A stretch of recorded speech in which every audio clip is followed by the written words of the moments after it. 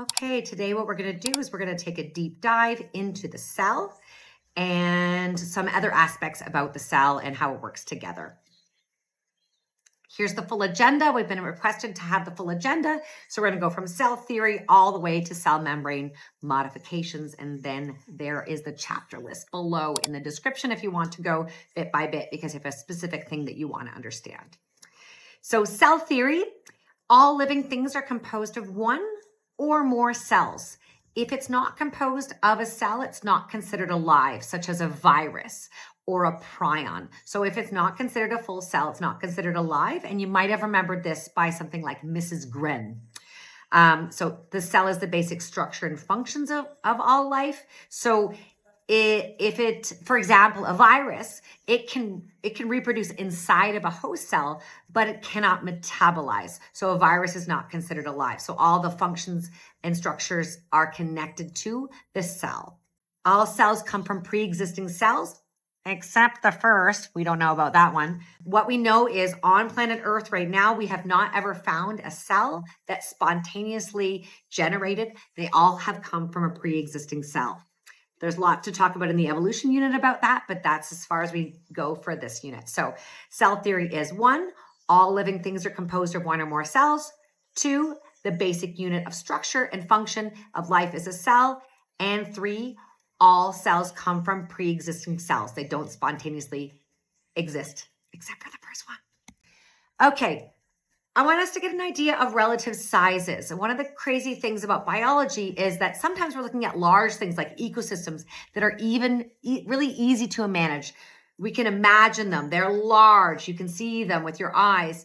But when we're looking at the cell, we're looking at things that are very small, and it's so small that we can't see them. So sometimes it's hard to imagine them. So if it's from millimeters to meters, we can see those with our eyes. Like if you imagine a little dot of a period at the end of a sentence, that's about a millimeter. That's 10 to the negative 3 meters. In biology, we're only going to be concerned about millimeters, micrometers, and nanometers. So the next is micrometer.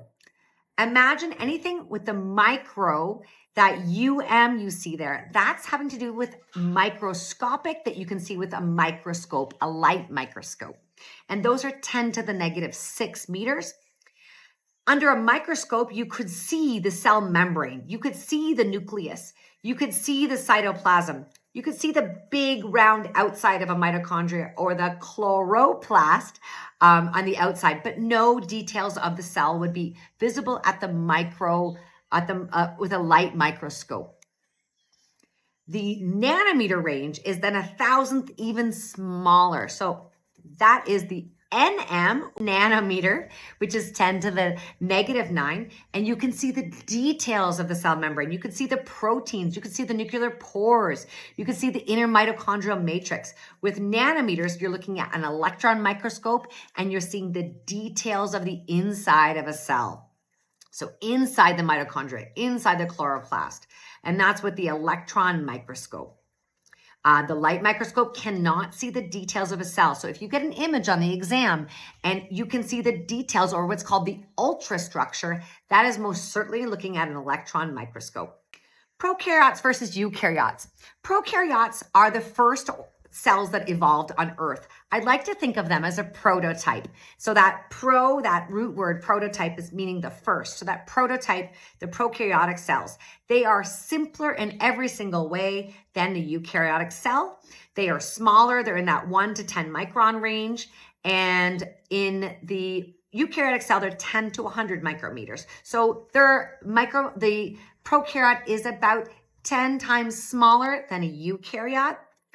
If you were to compare these or to look at these under a light microscope, you'd be able to both see their cytosol, you'd see that they have a ribosome, and you'd see some sort of DNA or a nucleoid region for the prokaryotes.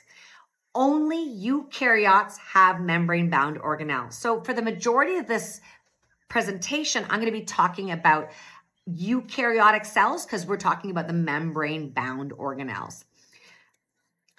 So diving into the organelles, one of the things, again, I always like to do is go into those root words. Organelle means little organ. So that's what it's like. In our body, we have a heart that's just for pumping blood. That is our organ. Our stomach is just for digestion. Our organelle that would be similar to our stomach could be a vesicle that's coming in by endocytosis. So each one of our little parts of our cell is like a little organ inside. The outside of both the prokaryote and the eukaryote is going to be the cell membrane. And that's mainly composed of a phospholipid bilayer that's about as liquid as oil. And it has embedded proteins, it has cholesterol, it has glycoproteins, some other aspects of it. I've just simplified that for this image right here. We'll get into the phospholipid bilayer in another episode, but for this big picture, the cell membrane is what controls the difference between the outside and the inside world of the cell. Again, endo means inside. In Latin, it means bringing in. So the endomembrane system. So that's the membrane system inside of a eukaryotic cell. I want you to take a look at this and I want you to sketch this. So take this and I want you to sketch this because I'm going to go over each one of these. For myself, the cell doesn't make sense unless I can put all the functions together, and we can group those functions together, such as protein synthesis and export. That's the endomembrane system. So protein production, modification, and export. That's what we're going to look at. So I want you to draw this and I want you to annotate this as we are speaking. It doesn't work to just listen to a YouTube. Very few people can listen to a YouTube and learn. You've got to write it down and have some triggers for your memory so you'll remember those details for the exam. So let's just have a look at inside the human cell. So we're going to go inside a human cell. You can see very obviously the center of the cell is that nucleus in the middle. You can see those little dots on the outside, those nuclear pores. And you can see that there is the rough endoplasmic reticulum, and you can see the Golgi apparatus. You can see the membrane very easily, as well as the mitochondria. So let's dive into that nucleus that was so obvious in that visualization. So the big goal of the nucleus is to protect the DNA or the chromatin. This is right at the center of the cell, and it is very, very important to protect our DNA because our DNA contains the codes for our genes. So we need to make sure that they're always perfect so there's no mutations on our DNA. You see there's these teeny tiny holes. That nucleus has nuclear pores that allow a few items to come in, but mainly items to leave the nucleus, such as the mRNA and ribosomal subunits.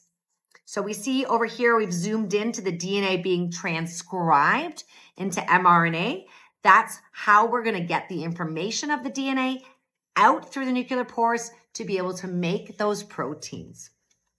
So we're talking about the nuclear pores right now, the nucleus. We're going to talk about the next part, which is the nucleolus. So that center dot in the middle, I could draw a little center dot in this middle if you'd like to while you're sitting here. You could draw a center dot in the middle for that nucleolus.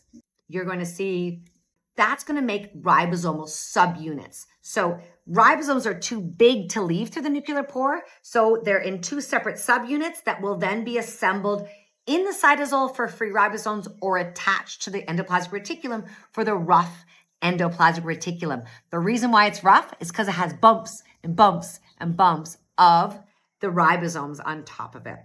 So now we've got that endoplasmic reticulum here, and you see those ribosomes assembled on the outside. The rough endoplasmic reticulum is associated with making proteins for export, but you'll also see often something called a smooth endoplasmic reticulum where there's no ribosomes on the outside. On the inside of the endoplasmic reticulum, you're going to have assemblies that you don't need to learn for high school that are going to make enzymes for detoxification. They're going to make lipids and other molecules for the cell that aren't just straight ribosome or straight proteins. Okay, so once the protein is made, it's going to go to the Golgi apparatus for modification. So jot that down here. It's going to go to the ribosome, and the ribosome is going to produce a protein, and it's going to either be a free ribosome, so that protein is going to be used straight away. Free ribosomes, we use those proteins up right away in the cell. But if it's attached to the ER, it's going to be sent out by a vesicle to the Golgi apparatus for modification. So you see, there's our rough endoplasmic reticulum here. It's going out in a vesicle, going to the Golgi apparatus, and the Golgi apparatus is going to do modification. For example, you might have learned about hemoglobin. Hemoglobin has subunits of tertiary structure that it goes together to make that quaternary structure along with iron, so that we have hemoglobin to attach oxygen to in our red blood cells. And that modification, that quaternary structure, is occurring in the Golgi apparatus. So let's add Golgi apparatus to your drawing. So we see those cis vesicles, those unmodified vesicles that are going to go in to the Golgi apparatus. The Golgi apparatus is then going to modify them, change the shape. It even, for example, if you've heard of a glycoprotein, it's going to add the chain of carbohydrates onto the protein. That's where that happens. Once the protein is modified, then it will be sent out of the cell through exocytosis. So we've got coming from the rough endoplasmic reticulum, modified in the Golgi apparatus, turned into a vesicle, then sent out of the cell so it can go, for example, to do some other function in the body. So if this was, for example, the pancreas would be producing insulin in the Golgi apparatus that would be sent out by vesicles so that it could go through your bloodstream to allow us to absorb glucose into each of our cells. Okay, so we've got our full journey here. Starting in the nucleus, the mRNA goes to the rough endoplasmic reticulum to the ribosomes. It's going to translate that mRNA into a protein. That protein is going to leave through a vesicle into the Golgi apparatus. The Golgi apparatus is going to modify it, then send it out in a transvesicle because it's been changed, and then go out through exocytosis throughout the cell and the rest of the body. That's the end of the endomembrane system. Now we've got two major organelle for energy. The one is the mitochondria, which as a biology teacher, I've heard the powerhouse of the cell 1,000 times, but that's basically what it is. It's going to take the sugar we eat, the oxygen we breathe, and turn that into ATP for our body to move, as well as carbon dioxide waste and water as waste. We'll be familiar with that cellular respiration equation. That's glucose plus oxygen, resulting carbon dioxide, water, and ATP. We know about the chloroplast. So the chloroplast is catching light energy in plant cells and in some photosynthetic protist cells, and it's going to convert that carbon dioxide, that water in the light, and it's going to turn it into a chemical storable energy in the form of glucose. And then oxygen is waste for the trees, but we want that oxygen into us for our respiration. There's more information about the cell respiration and photosynthesis in other videos. So if you need to go and take a deep dive into either the mitochondria, there's a full video there, or the chloroplast, there's a full video there, so you can learn about those in more detail. So you've seen that vesicle getting made by the Golgi apparatus. Now those vesicles could be a lysosome, they could be a peroxisome, they could be a vacuole, or they could be a vesicle for export. So each one of these is going to have a function. The lysosome is associated with breaking down chemicals inside of the cell, killing old mitochondria, as well as the suicide sacs. So if there is a need to kill a cell because it's old, the lysosomes will perform that function. Peroxisomes take H2O2 that's accidentally made, and it breaks that down into oxygen and water. And then vacuoles are just for the storage of ions or nutrients or water. We know that plants have a huge vacuole because they can't go get a glass of water. So they have a huge central vacuole to store water and ions, whereas we just have little tiny ones just to use for when we need a little tiny bit of extra storage. Finally, we've got the cytoskeleton. So our bodies have a skeleton, right? We have bones. But a cell, the membrane was just as liquid as oil. So it's just very, very, very, very liquid. So in order to keep that liquid from exploding, we have to have a cytoskeleton. So there's two major parts of that cytoskeleton. The one is the microtubules, and the microtubules are responsible for moving the DNA around during mitosis or meiosis. And it's also for moving stuff around the cell. So when you see like a vesicle getting moved out, it's usually being helped by a microtubule. The filaments are going to line the cell membrane to keep that 3D circular shape. So I kind of always think of these as kind of like spider webs, or like webs inside of the cell to keep that 3D structure or to move something around. And now we're right on the inside all throughout the cell. Now, the phospholipid bilayer, so we're now on the outside of the cell if you want to see where we are. We're no longer on the inside. So the outside of the cell can be modified in a number of ways in order to maximize survival. So in the case of microvilli, what we do is we actually expand the phospholipid bilayer and we make a larger surface area. We see this in the stomach. So the small, sorry, not the stomach, but the small intestine. The small intestine is lined with villi and microvilli in order to expand the surface area so we have more room for absorbing our nutrients in the small intestine. The cilia are, again, a projection with a microfilament, and what they're going to do is they're going to move things around. So in the fallopian tubes, the egg is released from the ovaries, and the fallopian tubes are filled with cilia to move that egg down to the uterus. In the lungs, we have cilia to move any kind of particles out of our way. So outside of the cell, inside the alveoli, we've got these ciliated cells that are pushing and getting rid of dust so that we can have lots of space for oxygen to be able to be absorbed inside of our alveoli or inside of our lungs. Finally, we've got flagella. None of us would be here without that lovely flagella. That is, again, made with 9 to 3 dynein arms, and those that cytoskeleton is outside the cell, and it's able to act as a propeller, a propulsion. So you and I all got here because of the propulsion of the flagella from a sperm. So the flagella is outside of the cell, and it has 9 to 3 dynein arms with actin and myosin, just like your muscle. And instead of flexing, it's going to make wave-like action or tubular-like action, depending on the type. It's either going to go in a whip like this or like a wave, and it's going to be able to direct the sperm towards the egg, for example. It also can be used in bacteria for propulsion as well. So that's a big idea about the cell. The cell is a production center for protein. We have power in maintaining the cell. We have architecture and division. So we need to keep that 3D structure and move that cell and split apart those DNA when we need to make extra cells.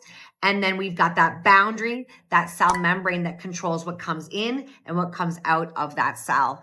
I hope you enjoyed this information about the cell theory. If you need to learn more about cell respiration, I've got that video here. And if you need to learn more about photosynthesis, I've got that video here as well on my channel. Please subscribe to it. You'll find information about cell communication if you need to learn cell communication, epigenetics, and all of the other units you need for your grade 12 exams.